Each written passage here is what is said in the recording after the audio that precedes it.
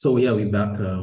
This is section 2, and then as I said earlier, if we find anything challenging, anything not so clear, we can always reach out, comments down below, and of course you could also share this with others we feel are doing organic practices.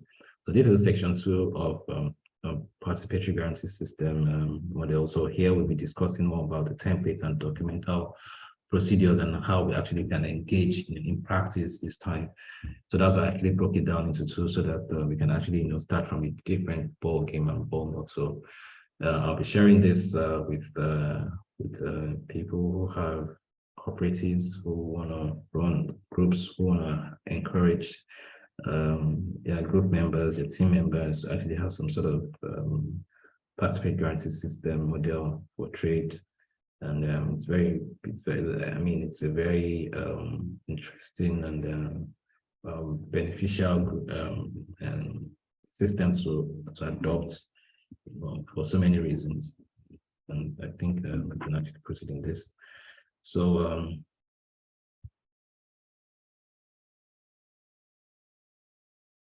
one minute, okay. So major documents we'll be discussing here, probably just showing us one. We have the terms of reference. The terms of reference captures almost it's like what you need to know, what you need to do, and then why you need to do them, and then basically terms of reference, non-standard and other working documents needed. So I'll engage to know exactly what document this is and what this does and how template the local group, that is, how you actually apply to the groups, and then history sheets, like the document that actually shows like the particulars of the farmer's documents, what form to fill, where you can actually do some sort of one can actually help use it to assess oneself, like what am I doing, how far have I forward to, that kind of thing. And then we have the farmer's pledge. So the farmer's pledge is so just like a commitment statement showing that we are committed to do what we're going to do. Now there's also another one, the producer's pledge. The farmers modify that to suit, like I said, our own group. So once it suits that group, we can actually call it our group's pledge or producer's pledge or whatnot. But the idea is like that. It has to be some sort of like written or signed pledge to it.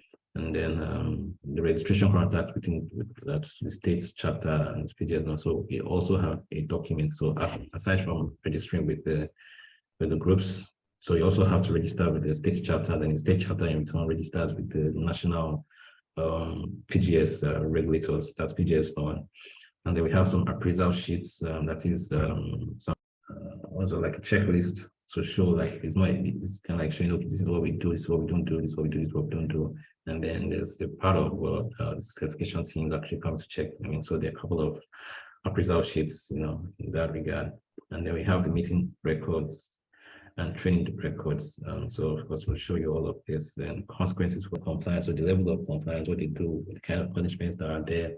But we have to understand is that what we have are templates. It doesn't exactly mean that this is exactly what you should be doing. So depending on the community you are, you're doing all of this and making things for verifying groups.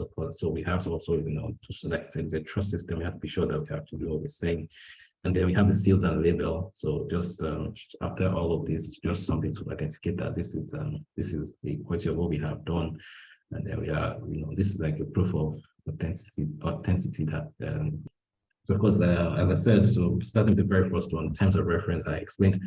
Terms of reference actually captures like the literature, these procedures, and the rules, everything, like in summary, what PGS should be like with us, what kind of documents that are needed, why we need to document, what roles are they playing, who's doing what, how do we form our education teams and things like that. So committing to it and seeing if it actually works for you or doesn't work for you.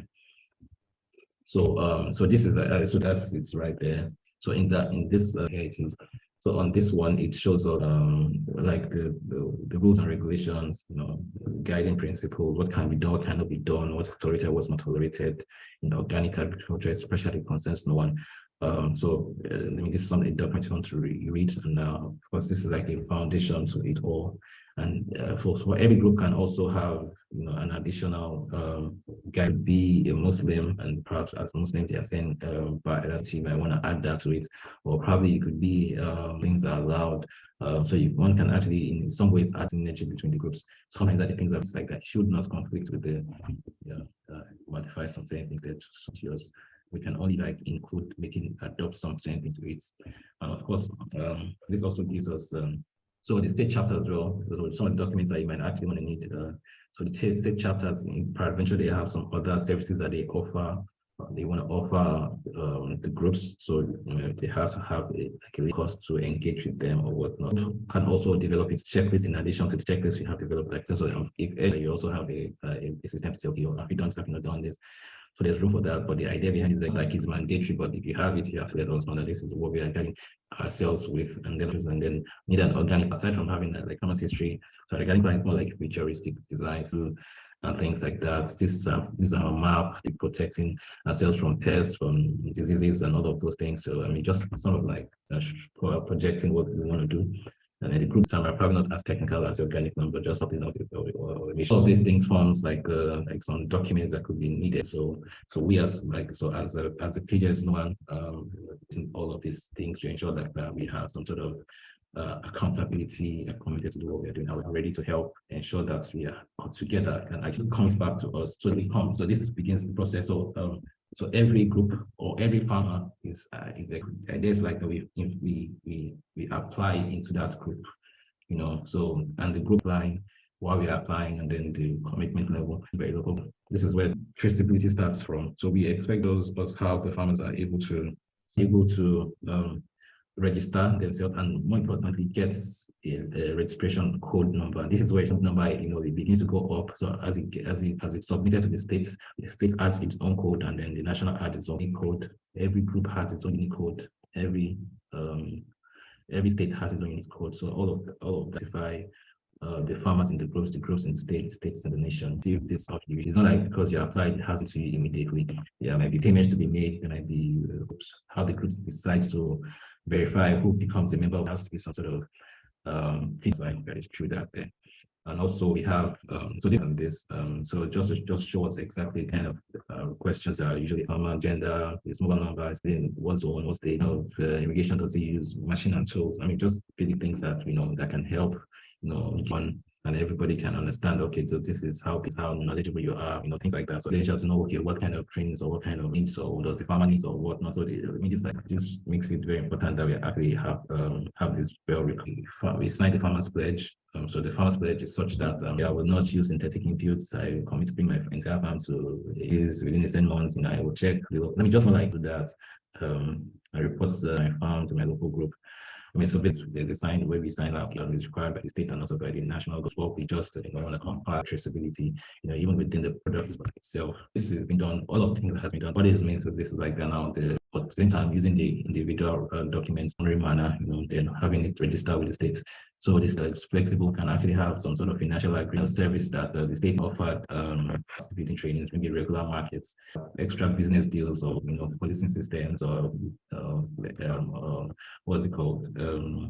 Laboratory test facilities, or whatever it is that's been done. There's a flexibility in the relationship with the KGS groups, and sometimes also that the state actually takes on that, the state does that. So it depends on what is signed agreement between the state and the local groups forms like a contract document. So again, this is not for what it looks like. So when we see them, also we have some becomes a bit more technical. So within this, this is coming back within the group.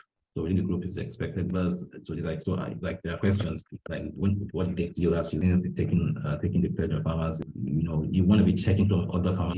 Am I doing the right things or what? So it's like an appraisal sheet. Want to self-assess like a guideline to show that okay, we are actually checking ourselves and we're actually doing some sort of according to the organic standard. But we have to understand this again like that. So this is just an example. It's a template back from it anyway. But just be sure that we are actually doing the right things. And what makes organic. So there's also there are different kinds of how that works. Of course, so there's also how we rate them. And so we have the things to standard, but they don't really make a lot of it doesn't affect the organic integrity. So that means that these are just things that we can use to make trainings, to make like corrections, you want to educate. And then if there are things that non-conformant actually affect the organic integrity, probably you found some sort of chemicals in that, and because of that can actually affect the quality, added as a major non-conformance with an M. And then if you know, it's not just ordinary non-conformances that affect the organic integrity, but can actually also serious non-conformance that it shows clear disease doings, then that comes to this. And then, so at the end of agreement, we have you just commit a C that they are complying very well. So just that kind of like helps to to understand how we grade. So there's also different levels to it. There's for farm handlers, there's for producers. So it depends on where you are. You want to act. So as you're doing like the objective behind it, you have so every time there's a meeting, you want to know like who was there for the meeting, conformances, at the administrative end. These are the things. These are your trainings. How many people participated in this and that.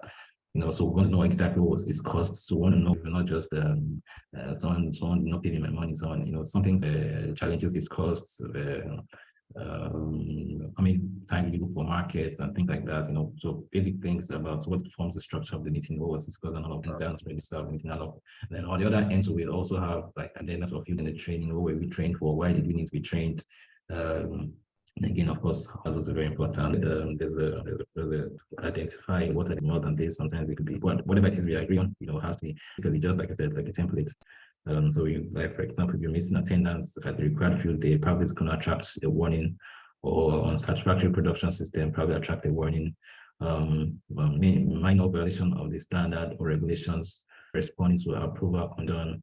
Period could be determined by like could be some sort of fine, some sort of it could be and so the list goes on. But what's important is that the group itself, is strong enough to regulate. It's more important because on the national level, because what we do is the surveillance, and the state chapter, what we do surveillances. So if you come to a group and you find one or two people non-conforming to same standards, it means that the regulatory structure within the group is very weak, and that means that the entire group will actually have to face the regulating properly. So, and once that happens, everybody gets his license kind of like revoked. It takes responsibility of not ensuring that everybody is actually conforming, and whoever is not conforming, you're quick to to put that person out before everybody gets put out. So we have the mechanism for verification. For verifying groups, just as I've explained earlier, but then appraisal. Okay, so like the checklist I explained earlier. Okay, this with this. It starts that actually goes around, or perhaps around to everybody's farm, and a template of what is needed to be recorded, and then the provisions for a very large group. For those are doing the inspection, doing the field work. Like this is like a work, something that we practically are doing is perhaps, I don't know, whatever beforehand, we've already discussed on who would, but that's just having a group of it, and then that whatever submissions that have been done from group members, our group summary submission decisions, so whatever decisions are being made, so like more like so by the time went to farmer A was doing excellently well, so we grade him as A. Went to farmer B, or farmer A was doing very poorly, we grade him as a C or as a D, or what, we grade them according to the rate of conformance and non-conformance. Organic staff and so on is being in conversion, or so on, it still needs to be of course, this is something that will be submitted to the authentication. Of course, so we have the seals and labels. So after submitting all of this, so gives this final approval. This comes in through the state chapters, not just so this is probably going to be virtual. It comes with a code. It has a certification number, datative, and then the so this is the one sheet. So basically it shows like a summary of the particulars of the farm, the capacity, but all of these things will be published on the website, and then certificates, so to speak. So I think in essence, it's also before I round up, you can see this. So this this is the final for those who have the full certification, who have been able to. Let me show you this. My mouse is showing you. This is for those who have been able to, put their entire farm into organic practices. They have, that's the full compliance. They have a compliance structure, and that's so. Usually, for those who are just starting off, usually take this one because for the first year, it's most likely that you're still gonna be catching up with some standards or rules and regulations. So you get this. And for those who are in between it, they've done a whole lot. They are not yet fully there yet, but they are still able to do so much. They still be trustworthy in so many levels.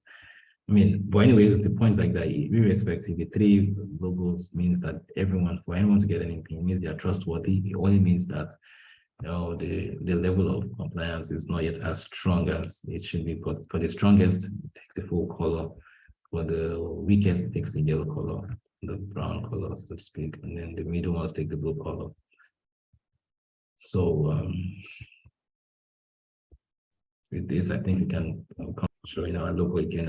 So again, I'm speaking on behalf again. I can reach it with us. You can send us a mail or reach us on our website at www. So I think I can round it up for now. Thank you for listening. You can actually reach out to us. Follow the link down right below. Thank you.